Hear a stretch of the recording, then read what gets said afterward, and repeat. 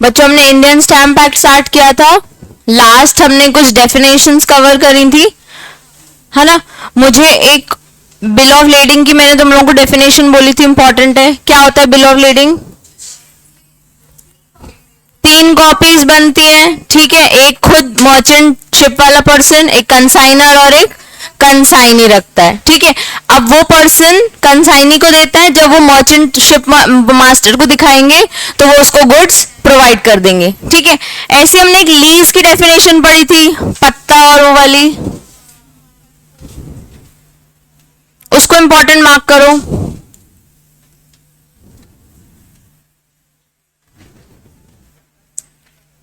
Lease means of immovable property and includes also a patta, a काबूलियत और एक any instrument by which toll of any description are let, ठीक है। ये 3 चीजें पढ़ी थी, पत्ता, काबूलियत और टोल।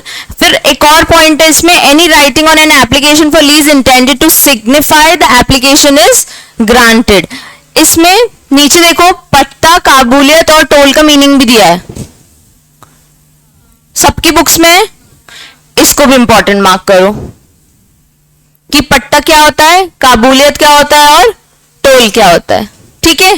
तो तुमको लीज की डेफिनेशन और ये 3 पॉइंट्स के मीनिंग्स भी याद होने चाहिए, ठीक है। अब मैं तुमको एक चीज बताती हूं, देखो इसमें एक पहला इंपॉर्टेंट टॉपिक शायद ये ओल्ड में नहीं होगा, general principle governing लेवाई of stamp duty, ठीक है।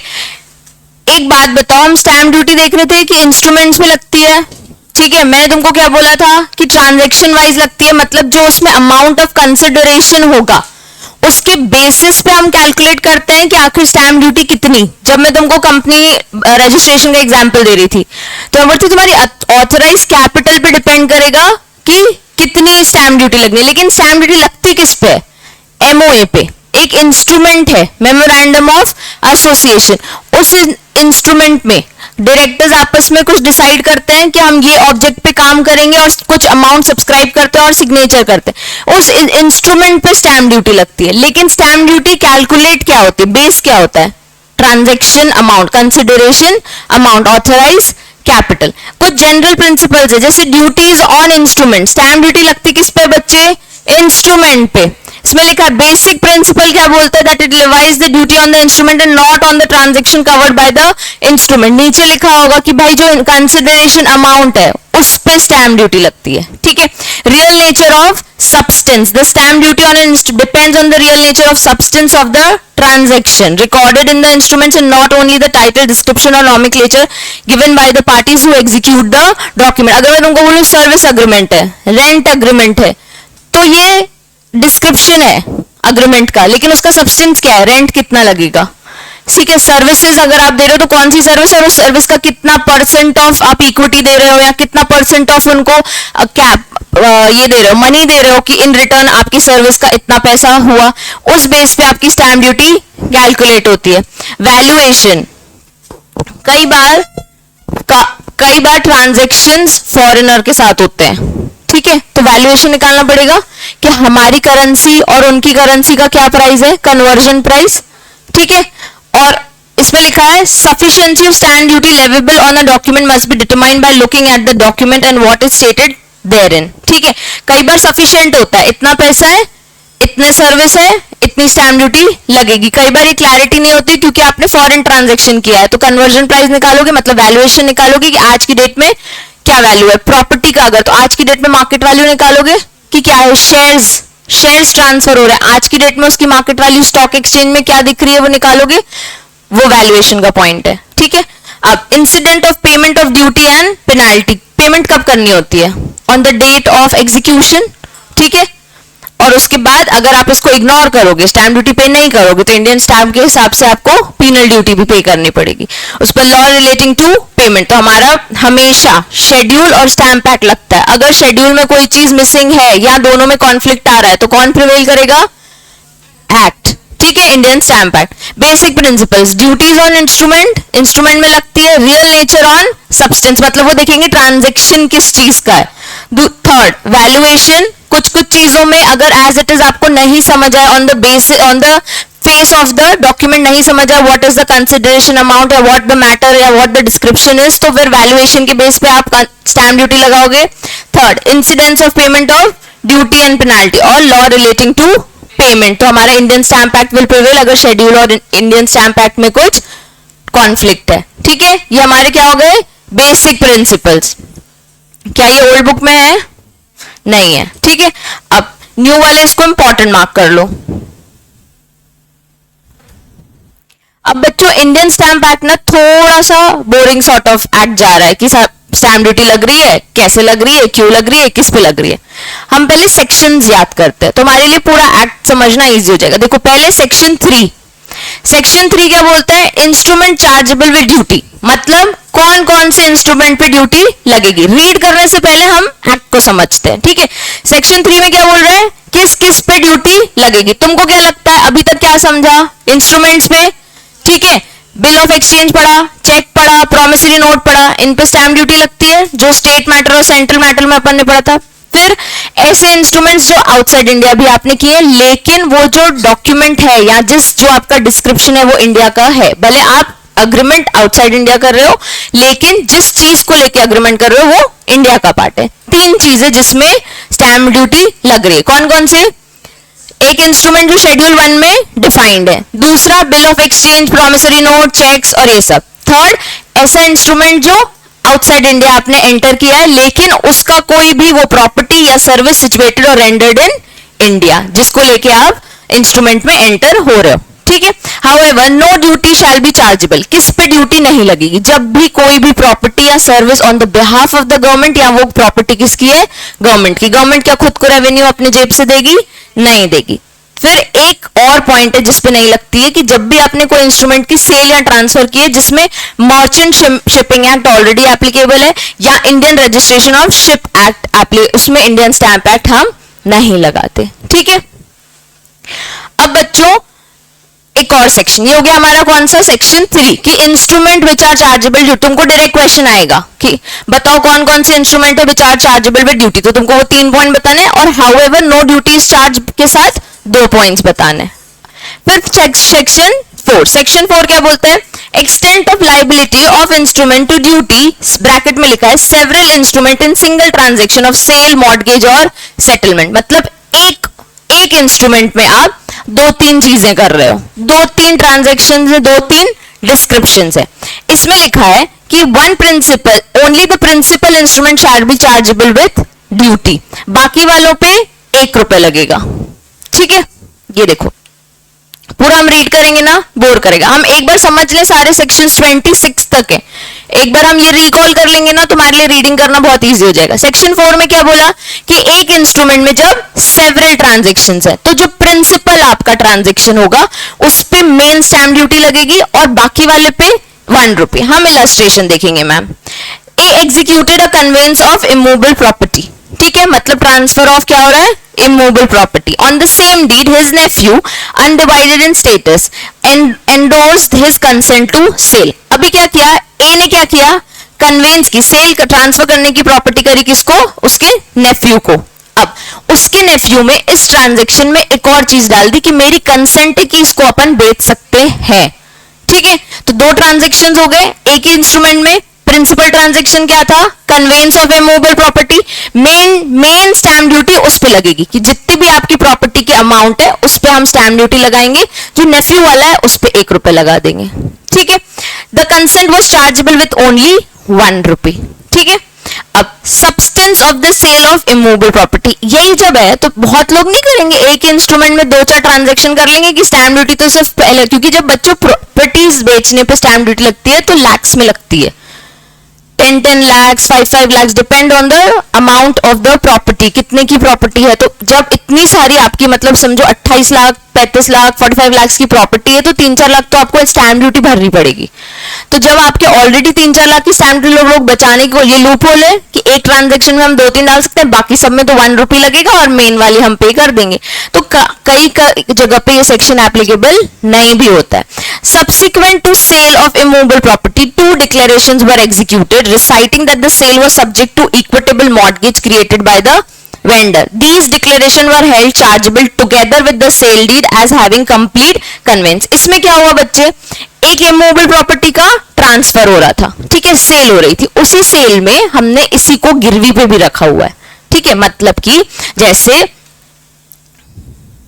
मिस्टर ए है, ठीक है, मिस्टर ए ने एक प्रॉपर्टी बेची, किसको, मिस्टर बी को, मिस्टर बी ने इसी प्रॉपर्टी को मॉर्टगेज पे भी खड़ा कर दिया, ठीक है, तो एक स्टैम्प ड्यूटी सेल पे लगेगी बच्चे 5-6 लाख की, ठीक है, और एक मॉर्टगेज पे जब आप लोन उठा रहे हो तो इसको मॉर्टगेज पे रखोगे बैंक के साथ, तब भी शायद आपको कुछ उस इंस्ट्रूमेंट पे तो स्टैम्प ड्यूटी लगेगी, ठीक है, तो वो बोल रहे हैं एक कंप्लीट कन्वेंस की बात हो रही है, तो एक प्रिंसिपल अमाउंट वाली स्टैम्प ड्यूटी हम लगा देंगे और बाकी पे 1 रुपए, क्योंकि क्या हो रहा है, सिर्फ बैंक से लोन ले रहा है, वो स्टैम्प ड्यूटी तो ऑलरेडी भर ही रहा है, ठीक है, कौन भर रहा है स्टैम्प ड्यूटी, वो आगे हम एक सेक्शन में देखेंगे कि अल्टीमेटली इन दोनों में से स्टैम्प ड्यूटी भर कौन रहा है, द सेलर और द परचेजर, ठीक है।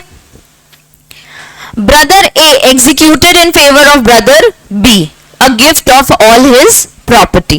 By another deed, brother B made provision of for living expenses of brother A by hypothecating in favor of A. क्या हो रहा है, मिस्टर ए, ठीक है, ब्रदर बी है ना, हाँ, मिस्टर ए ने क्या किया, सब प्रॉपर्टी किसको गिफ्ट कर दी, तो गिफ्ट में स्टैम्प ड्यूटी तो आएगी ना, ठीक है, गवर्नमेंट हर जगह से रेवेन्यू कमाती है, ठीक है, एक भाई ने दूसरे भाई को क्या किया, सारी प्रॉपर्टीज गिफ्ट कर दी। अब एक और डीड आई जो brother B made provision of his for his living expenses of brother A and hypothecating in the favour of brother A. अब वो क्या बोल रहा है, भाई तो मुझे गिफ्ट कर रहा है ना, तो तेरे जितने खर्चे हैं ए के, जितने भी एक्सपेंसेस हैं, वो इस प्रॉपर्टी को हाइपोथेट कर रहा है। हाइपोथेट मतलब वो एक गिरवी रखना कि अगर ये खर्चे पूरे नहीं हुए तो इस प्रॉपर्टी से वो खर्चे मैं पूरे करा दूंगा। प्रोविजन ऑफ हिज एक्सपेंसेस, अभी एक्सपेंसेस पे नहीं करा रहा है इस प्रॉपर्टी से, लेकिन एक प्रोविजन बना दे रहा है कि जैसे उसके इलेक्ट्रिसिटी बिल के खर्चे, कहीं कहीं लोन के इंटरेस्ट के खर्चे, ये जो छोटे छोटे खर्चे हैं उसका एक प्रोविजन बना कि अगर मेरा भाई इन फ्यूचर ये खर्चे पूरे नहीं कर पाया तो मैं इस प्रॉपर्टी से बेच के आपके वो खर्चे पूरे करूंगा। ऐसे उसने एक और डीड बना ली। In order to secure the payment of living expenses, it was held that two documents were part of same transaction. They amounted to settle and section 4 applied. ठीक है, तो several transaction in a same, तो अभी तक fair transactions है। क्या वो living expenses से कुछ और कर रहा था, वो नई प्रॉपर्टी जनरेट कर रहा था, इसमें कुछ एक अग्रीमेंट ही एंटर हुआ है जो सिर्फ अग्रीमेंट में शायद 1000 रुपए का स्टैंप, 100 रुपए का स्टैंप ही लग रहा होगा, इससे ज्यादा स्टैंप ड्यूटी उस डीड में नहीं आएगी और उसके पेमेंट, उसके एक्सपेंसेस उसे सिक्योर करते। बच्चे सेक्शन 3 क्या बोल रहा था, कौन कौन से इंस्ट्रूमेंट्स पे या किसके चार्जेबल ऑफ स्टैंप ड्यूटी होती है, किस पे ड्यूटी लगती है। सेक्शन 4 क्या बोल रहा था कि एक ही इंस्ट्रूमेंट में जब सेवरल ट्रांजैक्शंस हो रहे हैं, ठीक है। सेक्शन 4 नॉट एप्लीकेबल जब a lease is executed and got registered, a second document is executed altering the terms of the first document, the second document has to be stamped as lease, section 4 does not apply। क्या हुआ बच्चे, एक 10 lakhs का lease पे enter हो रहे थे लोग, एक ये मिस्टर है और एक ये मिस्टर है, ठीक है, अमित है और संजय एंटर हो रहे थे, ठीक है, स्टैंप ड्यूटी भरी, फिर क्या किया उन्होंने, टर्म्स चेंज की सेल डीड की, ठीक है, कि अब ना पेमेंट 10 लाख नहीं, आपको पेमेंट 15 लाख का होगा, और अब मतलब तुमने अपने लीज अमाउंट बढ़ा दिया, तो इसका मतलब ये नहीं कि तुम एक बार भर चुके हो और उसी के साथ तुम थोड़ी देर में एक और एंटर कर रहे हो ट्रांजेक्शन में, तो तुम्हें स्टैंप ड्यूटी नहीं लगेगी, तुम्हें दोबारा स्टैंप ड्यूटी पे करनी पड़ेगी, ठीक है, अब 15 लाख पे भरनी पड़ेगी। तो आपने एक सेकेंड लीज पे एंटर हो। A purchase of land executes a mortgage of land in favour of a vendor for a portion of purchase money, the mortgage is liable to full duty as a separate instrument and, उसमें क्या हो रहा था बच्चे, ऊपर जो हमने example देखा, सेल हो रही थी, ठीक है, सेल हो रही थी और फिर एक मॉर्टगेज हो रहा था, ठीक है। अभी क्या हो रहा है, अभी पहले एक परचेज आ रहा है, कहां गया, परचेज आ रहा है, ठीक है, लैंड की बात हो रही है, और ये समझना वहां प्रॉपर्टी की बात थी, यहाँ पे लैंड की बात हो रही है। आपने एक लैंड खरीदा, ठीक है, इन favour of vendor for a portion of purchase money, आपने खरीदा ही किसी और के पर्पस से, ठीक है। उसमें क्या हो रहा था बच्चे, एक ने बी को बेच दिया, उसका काम खत्म हो गया, बी ने क्या किया, मॉर्टगेज कर दिया, वो उसका एंटर था। अभी क्या हुआ, ए ने एक प्रॉपर्टी खरीदी इसलिए ताकि वो मतलब वो उसको मॉर्गेज कर सके। तो आपने क्या किया, एक ही ट्रांजैक्शन में दो ट्रांजैक्शन को कवर करने की कोशिश की है। आपका पर्पस ये नहीं था कि मैं प्रॉपर्टी खरीदूं और अपनी सिक्योरिटी के लिए उसको रखूं, आपका पर्पस था कि मैं इससे खरीदूं और तुरंत इसको मॉर्गेज करूं। यहाँ पे वो क्लियरली बात कर रहा है, वहां प्रॉपर्टी की बात हो रही थी और यहाँ पे लैंड की बात हो रही है, ठीक है। तो उन्होंने बोल दिया सेक्शन 4 यहां हम नहीं अप्लाई करेंगे, आपको अलग से ड्यूटी लगेगी दोनों के लिए। आपको मॉर्गेज में इंस्ट्रूमेंट में जो भी वो 1000-2000 का स्टैम्प पेपर वो भरना पड़ेगा, और लैंड जो आपने परचेज की उसकी जितनी 5-6 लाख आएगी वो भी स्टैम्प ड्यूटी आपको भरनी पड़ेगी। ये कौन सा हो गया बच्चे हमारा सेक्शन 4। सेक्शन 3 क्या था कि किस किस इंस्ट्रूमेंट पे ड्यूटी लगेगी। सेक्शन 4 क्या है कि सेवरल ट्रांजेक्शन्स हैं आपके, तो एक प्रिंसिपल पे ड्यूटी लगेगी, बाकी पे 1 रुपए लगेगा। अब instruments relating to several distinct matter section 5, इसमें क्या बोल रहा है वो, several distinct matters chargeable with aggregate amount of duties with which the separate instrument relating to one such matter would chargeable under। इसमें क्या बोल रहा है कि एक डॉक्यूमेंट में बहुत सारे मैटर्स आपने डिस्क्राइब किए हुए हैं, तो हम इकट्ठा कर लेंगे सबको और एक ड्यूटी आपको लगा देंगे, ठीक है। एग्जाम्पल है जैसे in agreement of service and lease, ठीक है, मतलब हम आपको वेयर हाउस की भी सर्विस देंगे और इसको आप लीज पे भी ले लो, तो हम इकट्ठी ड्यूटी लगाएंगे। एक ही प्रॉपर्टी है, एक ही डॉक्यूमेंट है, लीज का आप अग्रीमेंट कर रहे हो और साथ में एक डिस्क्रिप्शन ऐड कर दिया एक और मैटर कि इसको इसी लीज वाली प्रॉपर्टी पे हम वेयर हाउस की सर्विस भी देंगे, तो आपको एक स्टैम्प ड्यूटी लगेगी, सबकी इकट्ठी होगी, ठीक है, सबकी इकट्ठी होके लगेगी। कैसे लिखा है उन्होंने, if one instrument relates to several distinct matters, stamp duty payable in aggregate amount of stamp duties payable on the separate instrument। ये नहीं बोल रहे हैं कि आपको कुछ कम हो रही है कुछ ज्यादा हो रही है, सर्विस की भी स्टैम्प ड्यूटी लगाओ, लीज की भी लगाओ, हम अपनी रेवेन्यू कहीं कम नहीं करेंगे। आप एक इंस्ट्रूमेंट में आ रहे हो, जितने डिस्टिंक्ट मैटर डालो हमें सारी स्टैम्प ड्यूटी चाहिए। तो वो कुछ भी यहाँ पे फायदे नहीं दे रहे हैं, वो क्लियर कर रहे हैं कि अगर सेक्शन 5 में सेवरल डिस्टिंक्ट मैटर्स आपके इंस्ट्रूमेंट में कवर होते हैं तो हमें aggregate amount of stamp duty चाहिए, ठीक है। Example, a document containing both an agreement of dissolution of partnership and a bond, तो हमको दोनों की वो चाहिए, ठीक है।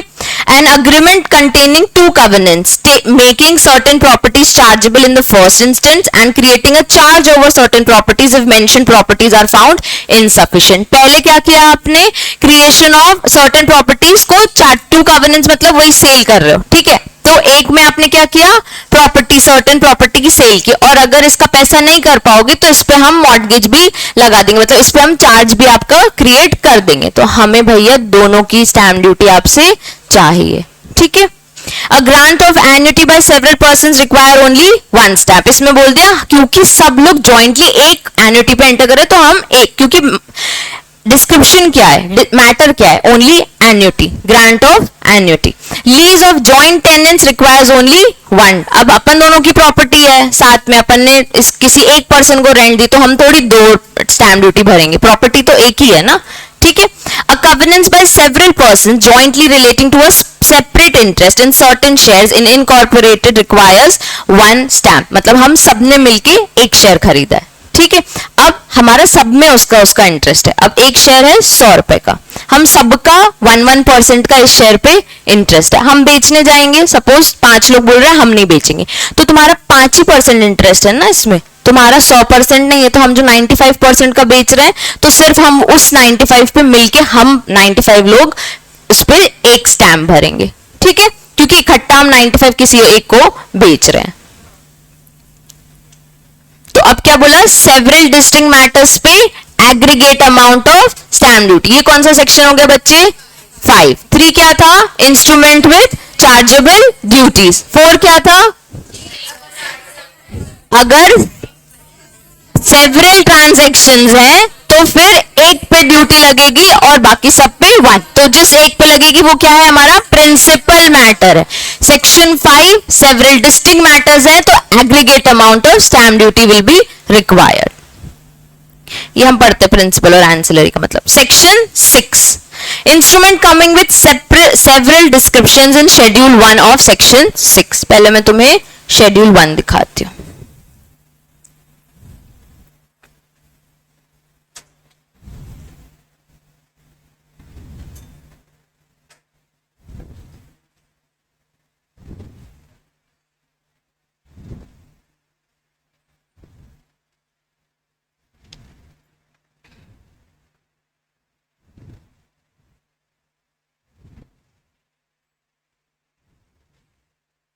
देखो बच्चे, ये शेड्यूल 1 है, ठीक है, ए से लेकर जेड तक जाएगा। पहले बता रहे हैं एक्नॉलेजमेंट कितनी लगेगी, 1 आना।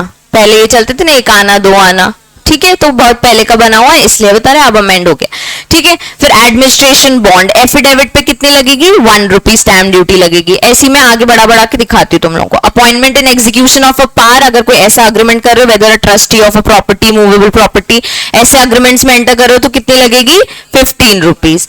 फिर अप्रहेंशेंटिव डीड, ट्रेनिंग वाली, ठीक है, तो कितनी, 5 rupees. Article of association of a company पे कितनी स्टैम्प ड्यूटी, 25 रुपीज। कोई असाइनमेंट है, अटॉर्नी है, अथॉरिटी टू अडॉप्ट है, तो 250 रुपीज, 50 है, ठीक है बच्चों। कोई अवार्ड आ रहा है, आर्बिट्रेशन में पड़ा है, ठीक है, तो स्टैम्प ड्यूटी लगेगी, तो कितनी, same duty as a bond, और फिर इन एनी केस 5 रुपीज लिखिए। बिल ऑफ एक्सचेंज पे देखो 30 पैसा 60 पैसा, उसमें भी अमाउंट बताया, 500 से एक्सीड करेगा, 500 से एक्सीड नहीं करेगा तो 30 पैसे, एक्सीड करेगा और 1000 तो 60 पैसे, ऐसे उन्होंने स्टैम्प ड्यूटी डिस्क्राइब की हुई है। सेक्शन 6 बोलता है कि कई बार हमारा ऐसा अग्रीमेंट है जो इन डिस्क्रिप्शंस में से एक दो और डिस्क्रिप्शंस में कवर हो सके, जैसे कि असाइनमेंट डीड, सर्विस में भी कवर हो जाएगा, कुछ आप असाइन करो उसमें भी कवर हो जाएगा, जैसे लीज डीड था तो लीज पे भी दे रहे हो सकता है, किसी और डिस्क्रिप्शन हो सकता है, आप ऐसे अग्रीमेंट में एंटर कर रहे हो तो शेड्यूल के 2-3 जगह, तो कौन सी ड्यूटी भरे मैम, मतलब जैसे मैंने तुम्हें बताया अवार्ड है, अवार्ड पे कितनी ड्यूटी है, सेम एज बॉन्ड, ठीक है। अब सपोज एक और कुछ ले लो, चलो बिल ऑफ एक्सचेंज और बिल ऑफ लीडिंग लेते हैं, ठीक है दोनों चीजें अलग अलग, पर सपोज हमारा जो मैटर है वो बिल ऑफ एक्सचेंज में भी कवर हो रहा है और बिल ऑफ एडिंग में भी कवर। अब बिल ऑफ एक्सचेंज में कितना लिखा है, 30 पैसा 50 पैसा, बिल ऑफ लीडिंग में लिखा है 100 पैसा, सपोज मैं एग्जांपल दे रही हूँ, ठीक है, 100 पैसा 200 पैसा, तो मैम कौन सी स्टैम्प ड्यूटी लगेगी। सेक्शन 6 बोलता है ऐसा कि अगर ऐसा कुछ हो रहा है कि आपका बहुत सारे डिफरेंट उसमें कवर हो रहा है तो B chargeable with the highest of such duty, हमें जहां ज्यादा मिलेगा हम वही एक्ट में लिखेंगे। तो अगर आप सेवरल, इसमें लिखा है सेवरल डिस्क्रिप्शंस, अभी तक हम क्या पढ़ते हैं, सेवरल डिस्टिंक्ट मैटर्स, ठीक है। अब अगर शेड्यूल 1 के सेवरल डिस्क्रिप्शंस में आप आते हो तो हाईएस्ट ऑफ द ड्यूटी आपको लगेगी। ये कौन सा सेक्शन बोल रहा है, सेक्शन 6। सेक्शन 3 इंस्ट्रूमेंट्स में chargeable duty, section 4 several matters in a one instrument, तो प्रिंसिपल मैटर पे आपको स्टैम्प ड्यूटी लगेगी, बाकी पे 1 rupee. Section 5 several distinct matters हैं तो फिर aggregate amount of stamp duty लगेगी। सबको याद हो रहा है ना sections. Section 6 several descriptions of schedule 1, तो फिर हाईएस्ट ऑफ द ड्यूटी आपको लग जाएगी, ठीक है। अब आ जाओ मैम, 7 है नहीं, ठीक है, सेक्शन 7 नहीं है हमको, ठीक है। सेक्शन 8 है bond benches etcetera issued under local authorities loan act 1879। हमको पता है मैम बॉन्ड बेंचेस क्या होते हैं, ठीक है। जब भी आप ये कोई कंपनी इशू करेगी या कोई भी पर्सन बॉन्ड इशू कर रहा है तो उस पर स्टैम्प ड्यूटी लगेगी। कितनी लगेगी, 1% of the total amount of the bond, ठीक है, या फिर डिबेंचर और अदर सिक्योरिटीज। अभी के लिए हमारा इतना। मैम सेक्शन 8 में क्या बोल रहा है, बॉन्ड डिबेंचर अगर कोई कंपनी इशू कर रही है under the act local authorities loan, कितनी स्टैम्प ड्यूटी, 1%। अगर किसी ने विलफुल इसे निग्लेक्ट किया है कि हम तो कोई स्टैम्प ड्यूटी भरेंगे ही नहीं, तो sum equal to 10% of the amount of duty payable alike penalty of every month other after the first during the neglect, मतलब 30 दिन का टाइम है आपके पास, स्टैम्प ड्यूटी भर दो। कितनी भर दो, 1% ऑफ द बॉन्ड डिबेंचर और सिक्योरिटी, मतलब टोटल कंसिडरेशन का जितना भी डिबेंचर है अमाउंट है, जितना बॉन्ड का अमाउंट है, उसका कितनी स्टैम्प ड्यूटी, 1%। Duty is 1%। अगर आपने वो 1% नहीं भरा 30 दिन के अंदर, एक महीने के अंदर वो 1% नहीं भरा, तो sum equal to 10% of the duty, जितनी आप भर रहे थे उसको 10% कर दो, ठीक है जी। ये वाला सेक्शन नहीं आया ना, स्टैम्प ड्यूटी तो आ रहा है ना। हाँ बच्चे, इसमें बोल रहा है कि जैसे बॉन्ड डिबेंचर, एक कंपनी है उसने डिबेंचर्स इशू किए, ठीक है, सीसीडीज, कन्वर्टेबल कंपलसरी कन्वर्टेबल डिबेंचर्स, मैं बोल देती हूँ एनसीडीज, चलो फिर इक्विटी आ जाएगा नहीं तो इसमें, ठीक है। एनसीडीज एक कंपनी ने इशू किए, मतलब क्या कर रही है कंपनी, मैं एक कंपनी हूं, मैं तुमसे लोन ले रही हूं और तुमको एक एनसीडी दे रही हूं, तो मुझे इस पे कुछ स्टैम्प ड्यूटी भरनी चाहिए, ठीक है, क्योंकि मैंने क्या किया, डिबेंचर इशू किया।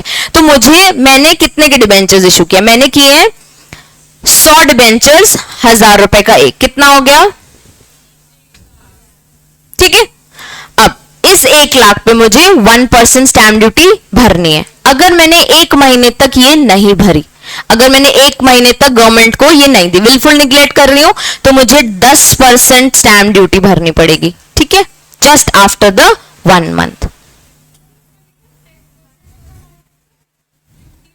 हाँ नहीं बच्चे, वो एक्चुअली क्या है ना, 1% कितना होगा अभी इसका, 1000 रुपए, तो 1000 का 10% थोड़ी भरेंगे,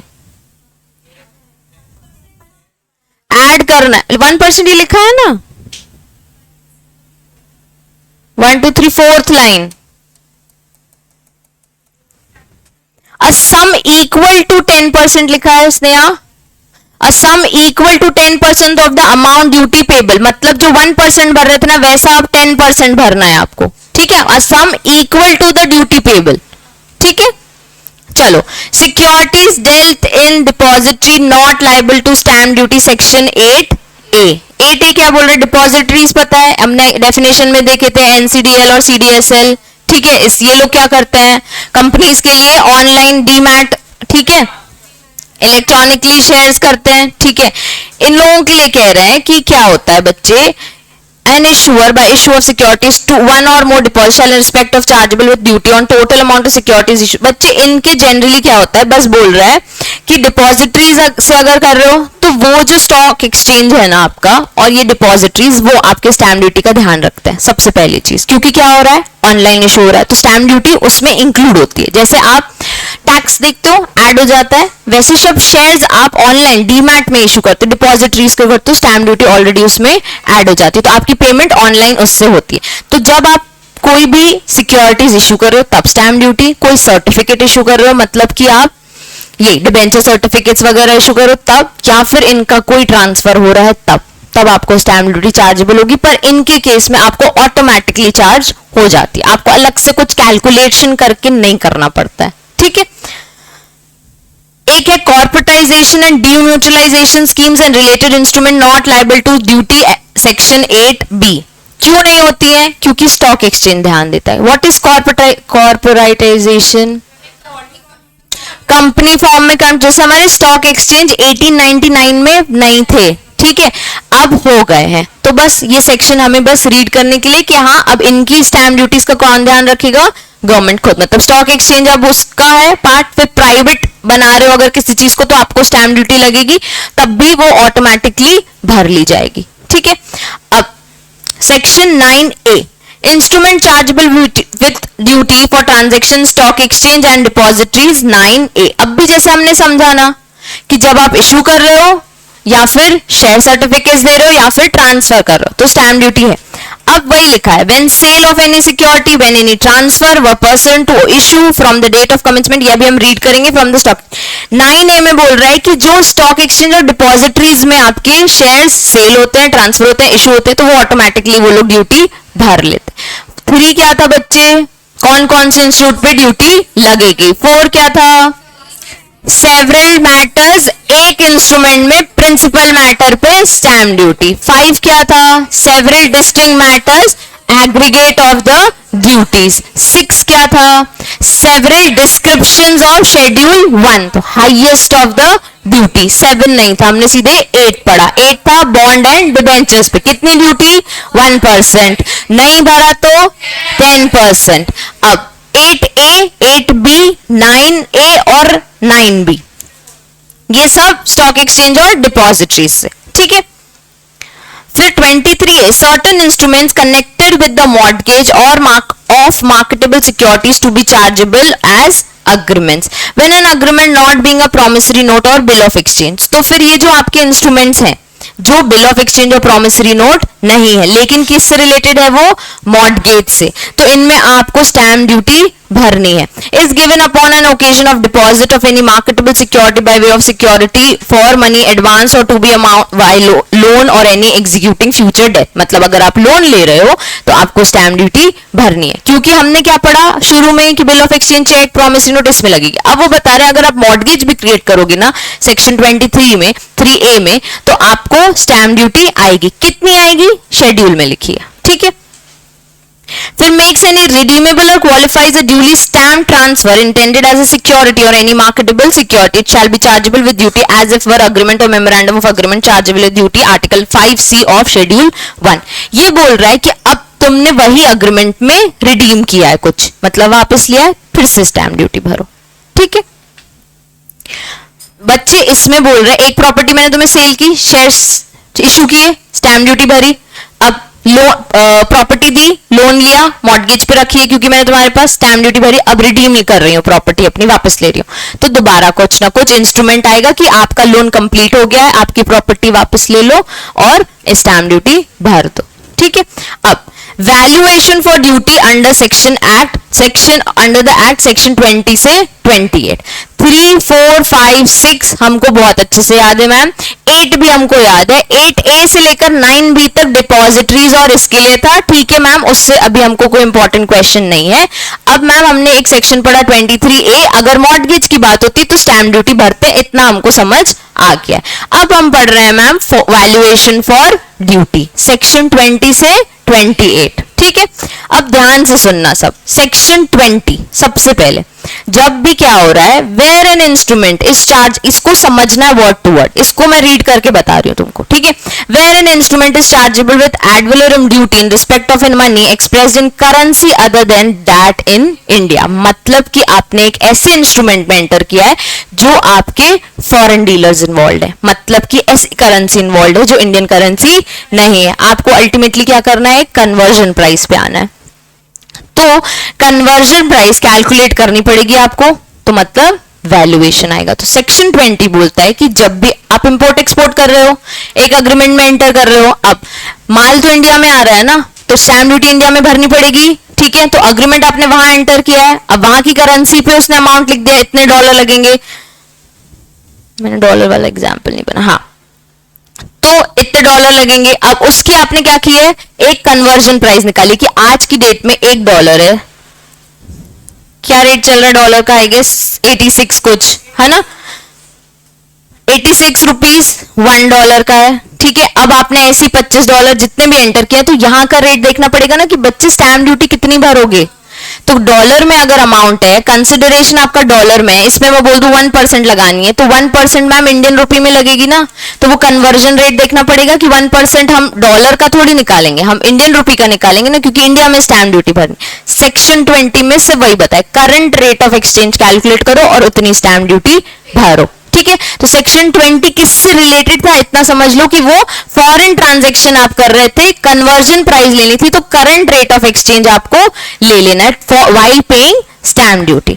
सेक्शन 21 कि in case instrument charge with ad valorem duty any stock or marketable other such duty shall be calculated on market value of such stock or security. अब अगर आप शेयर परचेज करो, वैल्यूएशन ऑफ शेयर्स वाला topic पढ़ा है FM में अभी तक, इंट्रिंसिक वैल्यू निकालना पड़ा है.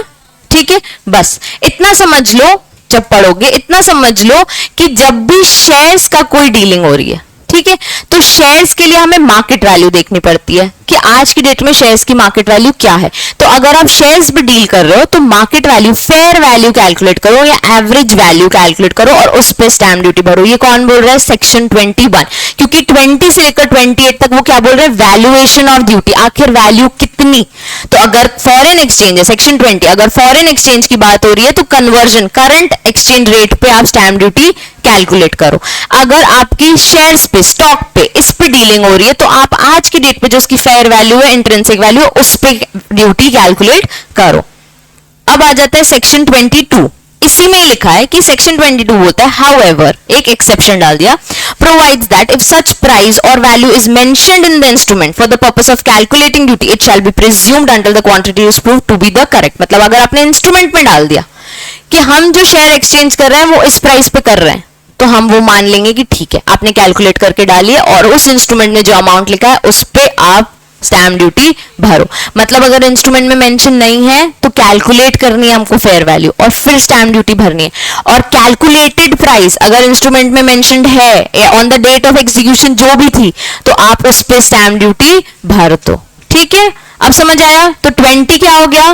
Foreign transaction. 21 स्टॉक और सिक्योरिटीज की fair value. 22 provided that however, ठीक है, कि अगर इंस्ट्रूमेंट में मेंशन्ड है तो जो मेंशन प्राइस है उस पे ले लेंगे। 23 लोन लेते हैं। ठीक है, अब इसमें बोल रहा है जब आप लोन लेते हो तो आप एक प्रिंसिपल अमाउंट लेते हो, टर्म होता है आपका कितने में भर दोगे, पेमेंट बेसिस होते हैं, क्वार्टरली बेसिस हम पेमेंट करेंगे, इंटरेस्ट भरोगे साथ में, और एक penal rate of interest in case of default तो 2%। सेक्शन 23 बोल रहा है जब लोन लेते हो ना तो stamp duty loan plus interest करके लो। ठीक है, इसमें लेकिन लिखा अलग तरीके से बच्चे, एक एग्जाम्पल दिया है उसमें अलग तरीके से लिखा है, क्योंकि वो लोन की बात नहीं, वो प्रॉमिसरी नोट की बात है, वो डिफॉल्ट की बात है। देखो सेक्शन 23 में लिखा है where interest is expressly made payable by the terms of instrument such instrument shall only be charge with the duty higher than that which would be have been chargeable had no mention the interest has been therein. मतलब कि वो interest penal interest को नहीं लेंगे। ठीक है, normal interest को हमेशा बच्चे कवर करते हैं क्योंकि लोन की बात हो रही है। लोन में आप हमेशा 3 मंथ्स में जो भी पेमेंट होगी विद इंटरेस्ट ही दोगे ना। लोन लेने का मतलब क्या है, देने वाले का मतलब क्या है, वो इंटरेस्ट की वजह से ही आपको लोन दे रहा है। ठीक है, तो इंटरेस्ट पे स्टैम्प ड्यूटी आती है, लेकिन जो पीनल इंटरेस्ट है उस पे नहीं आती है। अगर आपने नहीं दिया है लोन तो 2% और पैसा दोगे तो हम वो स्टैम्प ड्यूटी अभी से कैलकुलेट नहीं करते। एग्जाम्पल में कैसे लिखा है, promissory note of ₹10,000 is drawn with a recital of interest and rate of 18% per annum. मतलब अगर 10,000 रुपए नहीं दिए तो फिर 18,000 का इंटरेस्ट आपको लग सकता है, लेकिन प्रॉमिसरी नोट में ऐसा नहीं लिखा है, इस एग्जाम्पल में ऐसा नहीं लिखा है। ये एग्जाम्पल मैं बना रही हूँ कि इफ 10,000 नहीं दिए तो 18% का इंटरेस्ट लगने लगेगा। Payable by the promise stamp duty is leviable on the basis of the instrument that is ₹10,000 only. Promissory note में वो इंटरेस्ट नहीं कवर करे। जो एग्जाम्पल मैंने दिया है ना बच्चे उसमें इंटरेस्ट कवर होगा, क्योंकि दिमाग खोलो, purpose of that, intention of that, ultimate amount कितना जाएगा लोन के साथ, प्रिंसिपल प्लस इंटरेस्ट जाएगा। तो स्टैम्प ड्यूटी हम सिर्फ प्रिंसिपल पे क्यों लगाएं, इंटरप्रिटेशन स्किल्स। ठीक है, फिर से पढ़ो सेक्शन 3 क्या बोल रहा है, where interest is expressly made payable by the terms of instrument such instrument shall not be chargeable with the duty higher than that which would have been chargeable. एक जितना चार्ज करना चाहिए उससे ज्यादा हम आपको चार्ज नहीं करेंगे। Had no mention of interest had been therein, अगर इंटरेस्ट मेंशन ही नहीं किया होता तो क्या होता।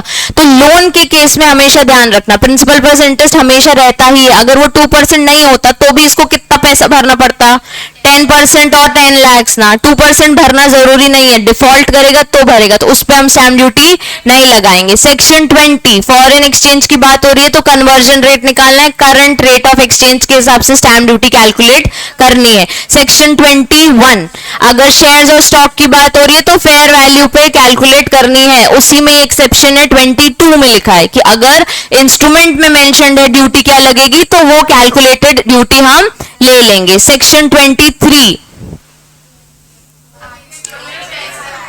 अगर लोन अमाउंट है, प्रिंसिपल अमाउंट है, तो जो एडिशन, ऐसे समझो कि अगर कोई भी अमाउंट आपने दिया हुआ है उस पे जो भी एडिशनल अमाउंट है उस पे हम स्टैम्प ड्यूटी नहीं लगा रहे, जो भी पे होना था उस पे ही हम इंटरेस्ट लगा रहे हैं। दैट इज 23, हमेशा याद रखो लोन वाला एग्जाम्पल सेक्शन 23 में। ठीक है, सेक्शन 24 देखो, where a property is transferred to any person in consideration wholly or in part of any debt due. मतलब कि लोन था, ड्यू था, मेरे पास पैसे नहीं है तुमको देने के लिए, अब मैं क्या कर रही हूँ, अपनी प्रॉपर्टी ट्रांसफर कर रही हूँ। तो मतलब कि मेरे पास पैसे नहीं है, अब मैं एक प्रॉपर्टी तुमको ट्रांसफर कर रही हूँ। तो वो बोल रहे हैं जो डेट प्लस इंटरेस्ट है उसी के बिहाफ में कर रहे हो, उसमें वो कवर होगा। एक प्रॉपर्टी है बच्चे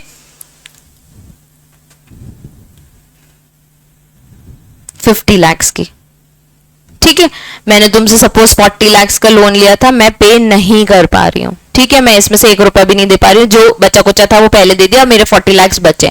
मैंने क्या किया, तुम एक काम करो, ये प्रॉपर्टी रख लो, जाने दो, क्या मुझे कुछ कंसिडरेशन में मिलेगा? नहीं मिलेगा ना, मेरे को तो लोन देना था। अब ये जो 40 लाख है और ये प्रॉपर्टी है, ठीक है, ये 40 लाख में प्रिंसिपल प्लस इंटरेस्ट कवर होगा ऑब्वियसली, पूरा 40 लाख वो उस हिसाब से बता रहा है भाई तेरा पैसा इतना और इंटरेस्ट इतना, तो मैं क्या बोल रही हूँ मेरी प्रॉपर्टी ले लो, तो डेट प्लस इंटरेस्ट मिला के जो स्टैम्प ड्यूटी आएगी ना वो पे करनी है, ये सेक्शन 24 में बोल रहा है। और सब्जेक्ट ईदर सर्टेनली और कंटिजेंटली, इसका ना यहां से पढ़ो, where section 24 means where the property is sold subject to payment by a purchaser discharging a debt charge on a property। क्या हो रहा है, एक पर्सन एक प्रॉपर्टी परचेज कर रहा है, क्यों? क्योंकि एक डेट उसे डिस्चार्ज कराना था। Then the purchaser really paying a consideration which includes the amount of debt also, क्योंकि वो अल्टीमेटली डेट को कवर करने के लिए हम सेल कर रहे हैं, तो वो अमाउंट पे आपकी स्टैम्प ड्यूटी की वैल्यू आएगी, ठीक है। हाँ, अब एग्जाम्पल, ए ओज नहीं चाल टोटल पे आएगी बच्चे, ए ओज बी 1000 रुपीज, ठीक है, A sells a property to be the consideration being 500। देखो ए कितना उसको ओ कर रहा था 1000 रुपए, ए ने क्या किया, बी को एक प्रॉपर्टी बेची जो कितने की थी 500 की, भाई तू मेरी प्रॉपर्टी रख ले, and release of the previous debt 1000, और मेरे को 1000 के पीछे अब मत्था मत का, स्टैम्प ड्यूटी 1000 प्लस 500 पे आएगी, ठीक है, तो वो डेट इंक्लूड करता है, ये हम बात कर रहे हैं, ठीक है। ए सेल, अभी तो प्रॉपर्टी हमारी ज्यादा की थी ना बच्चे, अभी हमारी प्रॉपर्टी ज्यादा की थी, तो अब हम कैसे करेंगे, A sells a property to be of rupees 500 which is subject to a mortgage to C of 1000, अभी mortgage amount ज्यादा है, अनपेड इंटरेस्ट कितना है 200 रुपए, स्टैम्प ड्यूटी विल बी 1700, सब कुछ इंक्लूड, क्योंकि वो डेट भी आपको उस पे भी स्टैम्प ड्यूटी भरो, वो प्रॉपर्टी पे भी भरो, इंटरेस्ट पे भी भरो, ठीक है। तो इतनी होशियारी की लोन नहीं पे कर पा रहे तो अपनी प्रॉपर्टी ट्रांसफर कर दो और बोलो कुछ भी स्टैम्प ड्यूटी नहीं भरेंगे, हम ऐसा नहीं करेंगे, आपकी मॉर्टगेज डीड पे स्टैम्प ड्यूटी, आपके इस पे प्रॉपर्टी रेट के कंसिडरेशन पे स्टैम्प ड्यूटी, और जो इंटरेस्ट नहीं पे कर रहे हो उसकी भी स्टैम्प ड्यूटी, ठीक है। मतलब 40 लाख में मैंने पहले वो था, इसमें इंटरेस्ट इंक्लूडेड है, मतलब अब 50 लाख पे स्टैम्प ड्यूटी, 40 लाख पे भी स्टैम्प ड्यूटी, ओके। ये कौन सा सेक्शन हो गया, सेक्शन 24, यानी सेल या transfer of a property which is for discharging of any debt और इंटरेस्ट, ठीक है। सेक्शन 20 फॉरेन एक्सचेंज कन्वर्जन पर, सेक्शन 21 स्टॉक और शेयर मार्केट फेयर वैल्यू पे निकाल के, सेक्शन 22 उसी का ही एक्सेप्शन, अगर इंस्ट्रूमेंट में मेंशन्ड है तो स्टैम्प ड्यूटी वही लगेगी जो आपने कैलकुलेटेड करी, हम मान लेंगे कि ठीक है वो ट्रू है। उसके बाद unless the quantity is proved, उसके बाद सेक्शन 23 यानी लोन लिया है तो लोन प्लस इंटरेस्ट सब पे स्टैम्प ड्यूटी आएगी। सेक्शन 24 अगर कोई प्रॉपर्टी ट्रांसफर कर रहे हो to for discharging any debt और इंटरेस्ट, तो फिर कंप्लीट तीनों पे जो भी अमाउंट है स्टैम्प ड्यूटी आएगी, मतलब it will be inclusive, that debt should be included. अब सेक्शन 25 एन्युइटीज होते हैं, पीरियड मंथली पीरियड पे आप कुछ पेमेंट्स करते हो, तो वो कह रहे हैं कि इन केसेस में कैसे हम कैलकुलेट करेंगे। अगर आपका डिफिनाइट पीरियड है कि इतने इतने पीरियड में आप स्टैम्प ड्यूटी भरोगे, तो value of premium of definite period into stamp duty rate. अगर इनडेफिनाइट पीरियड है, पता ही नहीं है कितने टाइम में आप इसको पे करोगे, value of premium for 20 years और इनटू स्टैम्प ड्यूटी रेट। अगर लाइफ ऑफ अ पर्सन पे कुछ भी लोन, कुछ भी पैसा इंश्योरेंस वगैरह कराया हुआ है, LIC वगैरह, तो value of premium 12 years into stamp, बच्चे ये तुम्हारे लॉ में मेंशन्ड है, ये 20 years 12 years value of premium कैसे लिखा है उन्होंने, सेंटेंस फॉर्म में।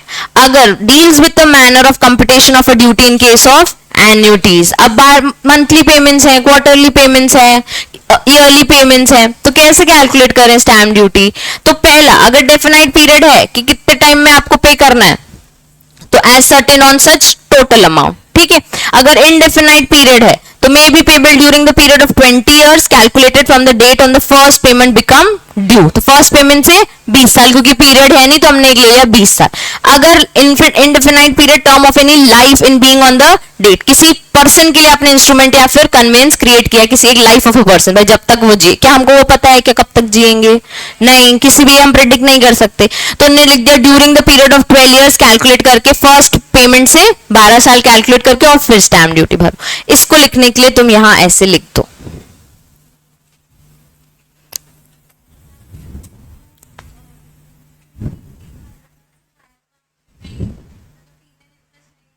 हाँ, नहीं तभी भी नहीं, स्टैम्प ड्यूटी बच्चे पहले पे होती है ना। हाँ, कुछ नहीं होगा, फिर 2% अपना भर दो। नहीं नहीं, कुछ भी नहीं। स्टैम्प ड्यूटी हम अब भी भरेंगे ना, जब हम लोन लेंगे, हम इंस्ट्रूमेंट पे एंटर करेंगे, तो वो बोल रहे हैं प्रिंसिपल प्लस इंटरेस्ट पे कर दो। जो जो आपका वो 2% है ना, वो प्रेडिक्टेबल नहीं है कि बंदा भरेगा आपका लोन की नहीं। अब वो तो तब भरेगा जब वो पे नहीं कर सकता, तो वो तुम्हारा ही नहीं पे कर सकता, हमारे कहां से स्टैम्प ड्यूटी भरेगा? Indefinite definite period. देखो बच्चे, जैसे मैंने तुमसे कुछ लोन लिया है, ठीक है, अब ये लोन एन्युटी बेसिस पे, एन्युटी बेसिस स्टैटिस्टिक्स में आता है कि अपन ने एक पीरियड कैलकुलेट कर लिया है, जैसे मैथ्स में होता है, और उस पीरियड के हिसाब से मैं तुम्हें पेमेंट करूंगी। तो स्टैम्प ड्यूटी कैसे लगाएंगे? क्योंकि अब जो अमाउंट है वो पीरियड वाइज आ रहा है, अब जो उसकी मार्केट वैल्यू वो शायद हर महीने बढ़ती जाएगी, ठीक है। स्टैम्प ड्यूटी में भी अमेंडमेंट्स आ सकते हैं। तो वो बोल रहे हैं अगर आपका डेफिनेट पीरियड है कि भाई ये मैं आपको हर महीने भरूंगी और ये अपना 10 साल तक का पीरियड चलेगा, ठीक है, ये 10 साल तक अपना इंस्ट्रूमेंट चलेगा, टर्म ऑफ पीरियड 10 साल है, तो आप 10 साल के हिसाब से मुझे पेमेंट स्टैम्प ड्यूटी कर दो। अगर आपका इनडिफिनाइट पीरियड है, आपने डिफाइन नहीं किया है कि कितने पीरियड तक चलेगा, तो मुझे 20 साल तक की स्टैम्प ड्यूटी दे दो, ठीक है। तो value of premium of stamp duty, मतलब जो अपना अमाउंट है इंस्ट्रूमेंट में, उसमें स्टैम्प ड्यूटी रेट लगाओ और खत्म करो। अगर आपका इंडेफिनाइट पीरियड है तो 20 साल तक का कैलकुलेट करो, क्योंकि 10 साल में अपन ने लिख दिया है ना कि हर महीने कितना, तो टोटल लिख दिया। अगर आपने वो बस लिख दिया हर महीने इतना, लेकिन कब तक दोगे हर महीने 20,000 रुपए? अगर वो इनडेफिनाइट पीरियड है, वो लॉ में मेंशन्ड है 20 साल, उन्होंने अज्यूम कर लिया है, तो 10 साल डिफिनाइट पीरियड में आ गया ना। नहीं नहीं बच्चे, देखो जैसे कि अपन ने 1 लाख की बात की, ठीक है, 1 लाख तुमने मुझे दिया और बोला हर महीने पे कर देना, ठीक है। अब ये 1 लाख हर महीने में तुम्हें कितना पे करूंगी, इंस्ट्रूमेंट में अपन ने मेंशन नहीं किया, एन्युटी बेसिस पे चल रहा है, लेकिन अपन ने कोई भी पीरियड डिफाइन नहीं किया इंस्ट्रूमेंट में, ठीक है। तो आप सोच रहे हो मैम 1 लाख पे तो स्टैम्प ड्यूटी हम लगा देते हैं, लेकिन आपका ये 10 साल चलेगा, 20 साल चलेगा, 30 साल चलेगा, ये हमें नहीं पता, तो हमें तो भाई अपनी रेवेन्यू चाहिए ना। तो अगर आपने डेफिनाइट पीरियड नहीं किया है तो हम बोलते 20 साल तक का प्रीमियम कैलकुलेट कर लो। इस पे बच्चे प्रीमियम भी तो लगेगा ना, 1 लाख रुपए तुमसे लिए हैं तो तुम मुझसे 1 ही लाख वापस लोगी क्या? नहीं ना, उस पे इंटरेस्ट लगता जाएगा। तो अगर वो इंटरेस्ट पीरियड आपने सब प्रीमियम अमाउंट कैलकुलेट कर लिया है एक इंस्ट्रूमेंट में, तो कुछ नहीं, जो आपका अमाउंट है प्रीमियम अमाउंट, उसका स्टैम्प ड्यूटी रेट लगाओ और हमें स्टैम्प ड्यूटी भर दो। अगर आपका पीरियड कैलकुलेट नहीं है कि ये आखिर आपका मुद्दा कब तक चलेगा, तो आप 20 साल तक का कैलकुलेट कर दो, फिर तुम चाहे 50 साल तक चलाओ चाहे तुम 10 साल तक चलाओ, ठीक है। हमें 20 साल का दे दो क्योंकि तुम श्योर नहीं हो ये कब तक चलेगा। अब अगर किसी लाइफ ऑफ अ पर्सन पे आपने इंस्ट्रूमेंट क्रिएट किया, मतलब इंश्योरेंस पॉलिसी लिए, ठीक है, प्रीमियम लगता है उसमें, ठीक है, तो प्रीमियम तो पे करते जाते हो, जब तक आदमी जिंदा है तब तक तो पॉलिसी चलती है, हर कुछ सालों में फिर रिन्यू होती है, ठीक है, ये आपको पता ही नहीं है ना वो कब तक जिंदा रहेगा। तो हम बोल रहे हैं 12 साल तक का ले लो, ठीक है, और स्टैम्प ड्यूटी रेट उस पे दे दो। उस पे हम 20 साल या 30 साल नहीं डाल रहे। लाइफ ऑफ अ पर्सन है तो 12 साल, इनडिफिनाइट पीरियड है तो फिर 20 साल, और डिफिनाइट पीरियड है कितने साल की पॉलिसी है हमारी, तो प्रीमियम अमाउंट ले लो, स्टैम्प ड्यूटी भर दो। ये कौन सा सेक्शन हो गया बच्चे? 25। लिख लिया ये सबने, ठीक है। अब थोड़ा स्टैम्प ड्यूटी इजी लग रहा है, ठीक है, पढ़ने में वो एक्चुअली थोड़ा सा बोरिंग है, लेकिन अगर हमें सेक्शन याद हो गए तो फिर हम पॉइंटर्स याद करेंगे, ठीक है। सेक्शन 3 बच्चे, किस बेस पे ड्यूटी लगेगी, मतलब बिल ऑफ एक्सचेंज, कोई भी इंस्ट्रूमेंट, सेल, ट्रांसफर, सब कुछ किस पे नहीं लगती? On the behalf of the government, या फिर गवर्नमेंट की चीज, मर्चेंटशिप एक्ट और एक और ऐसा एक्ट था, क्या? रेलवे वाला, शिप वाला एक्ट है बच्चे, शिप एक्ट है ना, ठीक है। अब सेक्शन 4,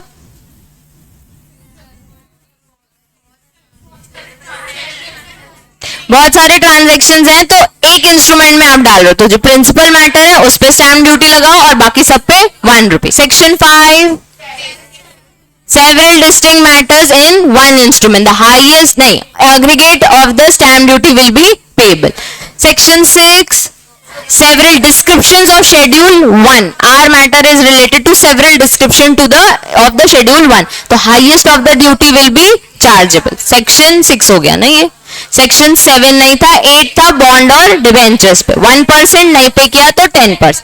अब 8A से लेकर 9 भी डिपॉजिटरीज और स्टॉक एक्सचेंज। अब 23A मॉर्टगेज रिलेटेड, ठीक है। अब आ जाओ 20 से 25 तक पढ़ लिया हमने, ठीक है। वैल्यूएशन ऑफ ड्यूटी 20 क्या बोलता है? फॉरेन एक्सचेंज, कन्वर्जन प्राइस पे आप डील करो तो करंट एक्सचेंज रेट पे वैल्यू ऑफ ड्यूटी निकालो, ठीक है। 21 क्या बोलता है? स्टॉक और शेयर्स पे डील कर रहे हो तो जो मार्केट वैल्यू है, फेयर वैल्यू, उस पे ड्यूटी निकाल के हमको पे कर दो। इसी में ही सेक्शन 22 एक्सेप्शन, अगर इंस्ट्रूमेंट में लिखा हुआ है कैलकुलेटेड करके तो वो ड्यूटी भर दो unless quantity is proved. Section 23 loan लिया है तो जो ड्यूटी एक्चुअल में चार्ज होती वही हमें लेनी है, ठीक है, लोन वाला केस। सेक्शन 23। सेक्शन 24 डेट और इंटरेस्ट, अगर डिस्चार्ज करने के लिए एक प्रॉपर्टी ट्रांसफर कर रहे हो तो सब इंक्लूड करके हमें स्टैम्प ड्यूटी भर दो। इसको याद कैसे करना है वो भी करेंगे अभी। सेक्शन 25 क्या बोलता है? अगर आपके एन्युइटीज मैटर है तो डेफिनाइट पीरियड है तो value of premium into stamp duty rate, indefinite period है तो value of premium of 20 years into stamp duty rate, और अगर लाइफ ऑफ अ पर्सन से रिलेटेड है तो value of premium for 12 years into stamp duty rate. ये हो गया हमारे सेक्शन 25। सेक्शन 26 अगर रीडेवलपमेंट का केस है, अभी हम डेवलप कर रहे हैं, बिल्डिंग बना रहे हैं, हमें नहीं पता कितना क्या कंसिडरेशन होगा तो हम स्टैम्प ड्यूटी एस्टिमेट बेसिस पे लगा देंगे कि एस्टिमेटेड अमाउंट क्या आता है, अभी हमें नहीं पता ना, तो एस्टिमेट वैल्यू लिख दो इनटू स्टैम्प ड्यूटी रेट।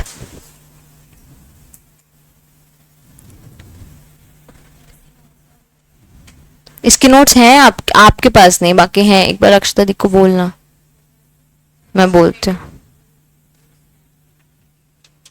ठीक है। ये कौन सा सेक्शन हो गया बच्चे? सेक्शन 26, मतलब लिखा हुआ है deals in the cases where value of subject matter is indeterminate. हम नहीं डिफाइन कर पा रहे हैं कि इसकी क्या वैल्यू होगी क्योंकि रीडेवलपमेंट का प्रोजेक्ट है, तो estimate value into stamp duty rate, estimate value calculate हो जाती है। अब 27 consideration to be set out, इसमें सिर्फ एक पॉइंट का सेक्शन है कि consideration all other facts and circumstances affecting the chargeability of the instrument with the duty or the amount which be charged shall be fully and truly set forth in the instrument। मतलब जो आपने लिखा है, जो आपने facts बोले हैं, जो आपने circumstances हम मान लेते हैं वो सब सच है और सही है।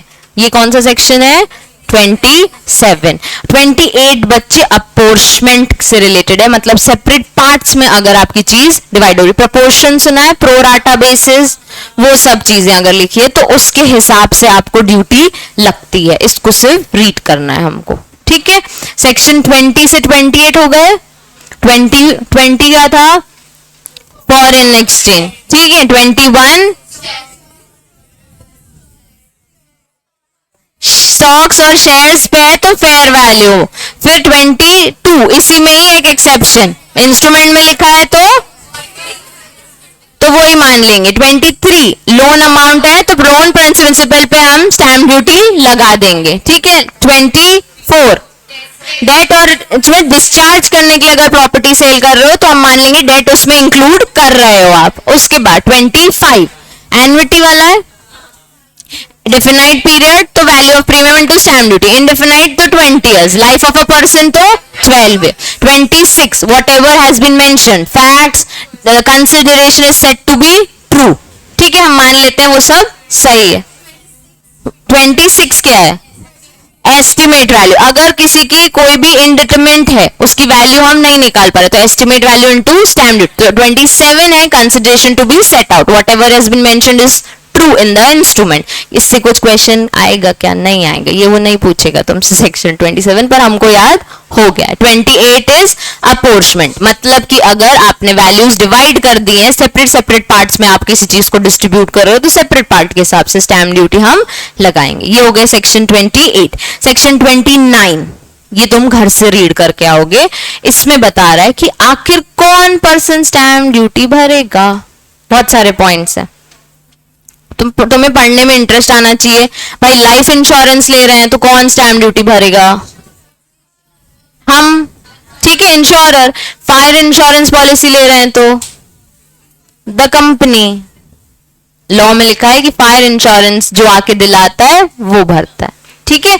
अभी ये सारी चीजें आपको रीड करके आनी कि आखिर सेल ऑफ सिक्योरिटी, तो buyer of such security easy है, आखिर कौन स्टैम्प ड्यूटी भरेगा तुमको पता होना चाहिए। तो सेक्शन 3 से लेकर सेक्शन 28 तो मैम हमको यू याद हो गए, ठीक है। 3, 4, 5, 6 याद हो गए, 7 था नहीं, 8 हो गया, 8A से 9B तक डिपॉजिटरी से, फिर 20 से लेकर 28 भी हमें बुक के पूरे याद हो गए, ठीक है। अब सेक्शन मैंने तुमको कौन सा पढ़ने बोला है? सेक्शन 29, ठीक है। 29 में कौन person chargeable with the duty रहेगा। सेक्शन 30 रिसीट, सिर्फ ऐसी है, ये भी एक रीड कर लेना कि आखिर अमाउंट जो मिलता है, कंसिडरेशन जो आता है उसके बारे में लिया हमने। रिसीट की डेफिनेशन भी देखी थी। मोड्स ऑफ स्टैम्प ड्यूटी हम कल स्टार्ट करेंगे, ठीक है। अभी आ जाओ टॉपिक पे, पढ़ना कैसे है मैम।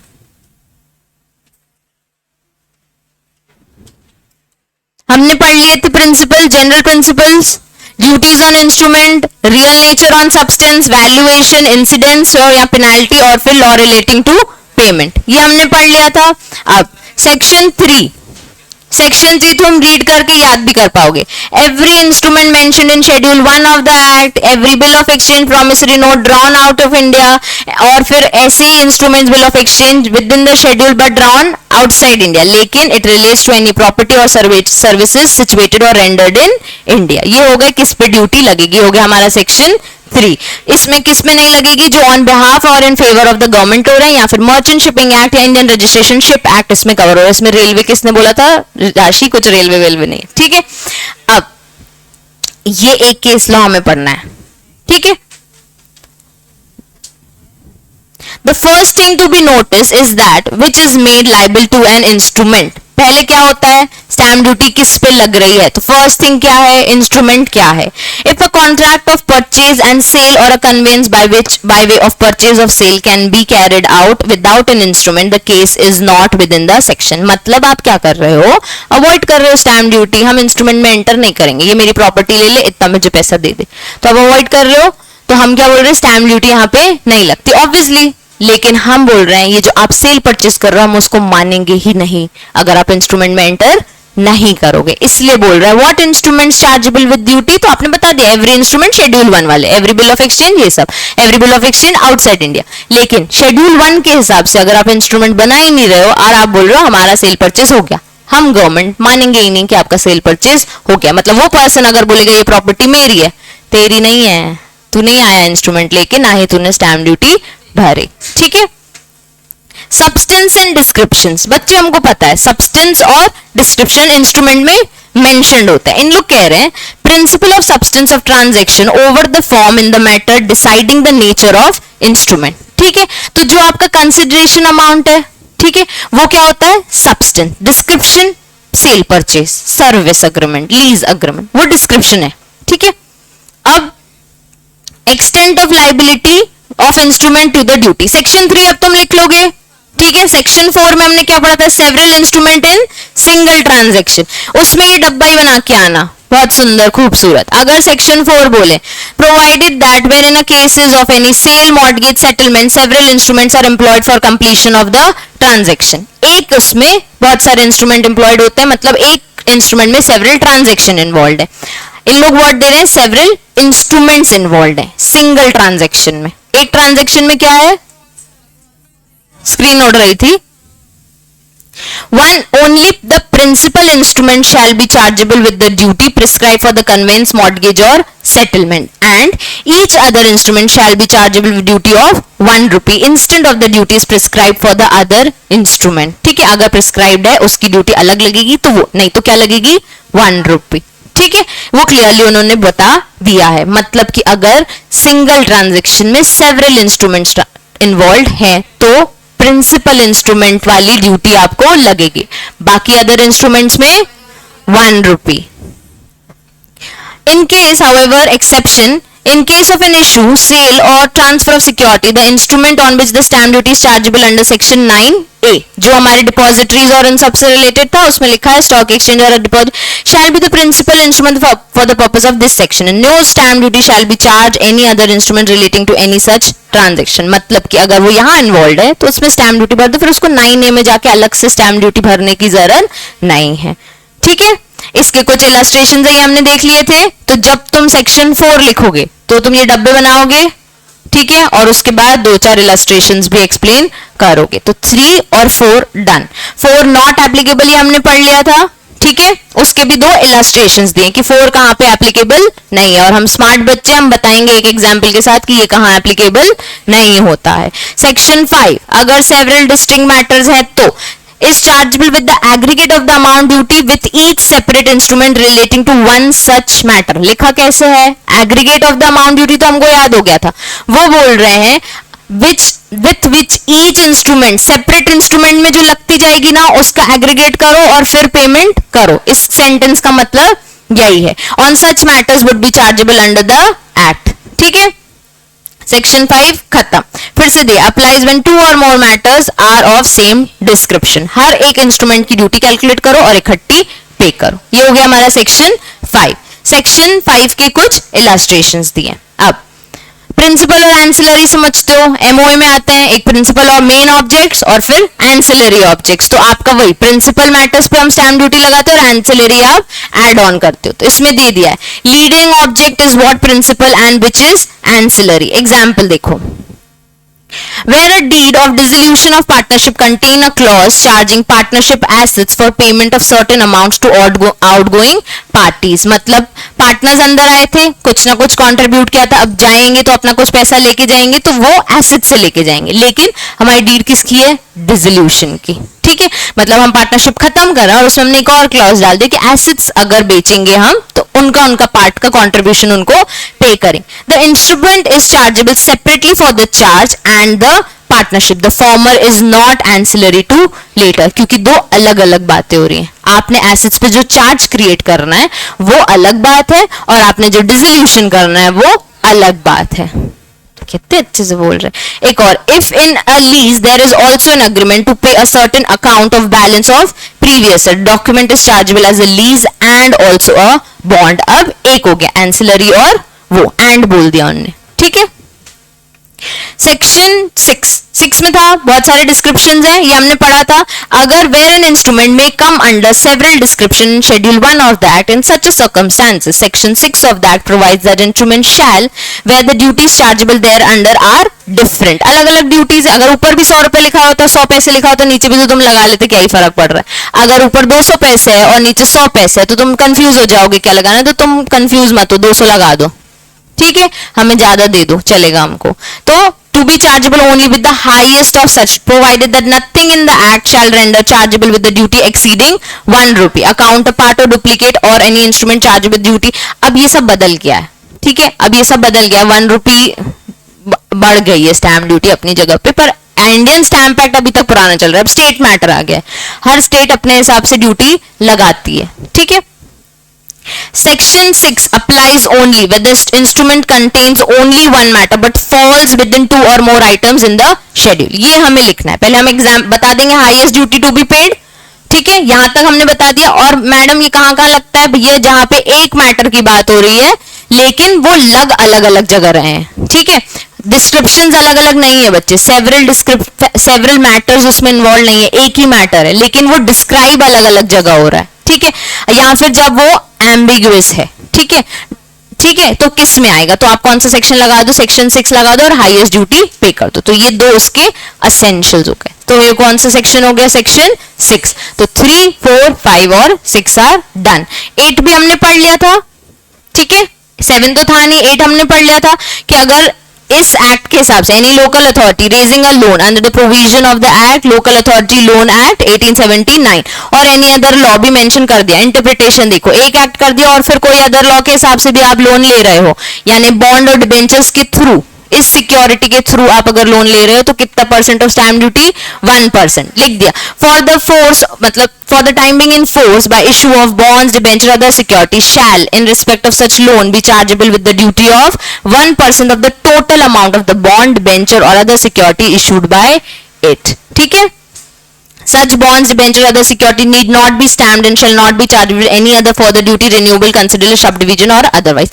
उसके बाद इन डिबेंचर्स को आप कंसोलिडेट करो, सबडिवाइड करो, या फिर एक और वर्ड लिखा है रिन्यू करो, तो आपको दोबारा ड्यूटी पे करने की जरूरत नहीं है, लेकिन ट्रांसफर करोगे तो पे करने की जरूरत है, ठीक है। विलफुल निग्लेक्ट करोगे तो sum equal to 10% of the amount of duty payable, ठीक है।